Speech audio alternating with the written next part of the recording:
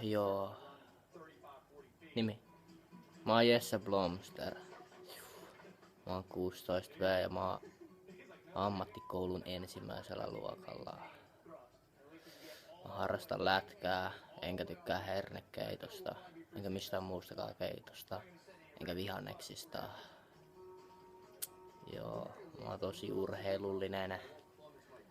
En oo näytellyt elämässäni kuin vaan kerran.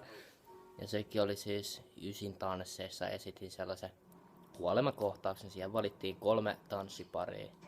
Tiedätkö, mut puukotettiin silleen. Mä en selittää. Siis joo. Joo. Sitten...